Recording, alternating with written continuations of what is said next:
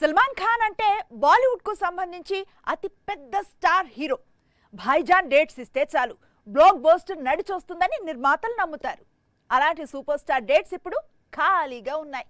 ఆయన చేయాల్సిన సినిమాలు ఒక్కొక్కటిగా ఆగిపోతున్నాయి. సల్మాన్ ఖాన్ ఎవరు చెప్పినా వినడు, తాను చేయాల్సిందే చేస్తాడు. అందుకే సల్మాన్ కు ఎవరు ఏమీ చెప్పరు, సజెషన్స్ ఇచ్చే ధైర్యం చెయ్యరు. డేట్స్ ఇస్తే తీసుకుంటారు, డేట్స్ క్యాన్సిల్ చేస్తే ఏం చేస్తామంటూ సైలెంట్ అయిపోతారు.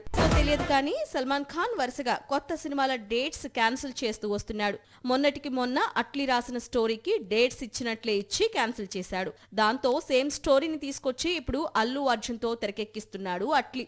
మరోవైపు తమిళ దర్శకుడు విష్ణువర్ధన్ కండలవీరుడి కోసం ది బుల్ పేరుతో స్టోరీ రాశాడు. ఆ స్టోరీ సల్మాన్ కు బాగా నచ్చింది. సినిమా చేద్దామని డేట్స్ ఇచ్చాడు. ఇప్పుడు సికిందర్ రిలీజ్ తర్వాత సినిమా చేద్దామని సల్మాన్ ను విష్ణువర్ధన్ అడగ్గా సారీ చెప్పేశాడట. దాంతో దర్శక నిర్మాతలు డిసప్పాయింట్ అయ్యారు. వరుసగా కొత్త సినిమాల డేట్స్ ను సల్మాన్ ఎందుకు క్యాన్సిల్ చేస్తున్నాడు అనేది హిందీ ఇండస్ట్రీకి అర్థం కాకుండా ఉంది.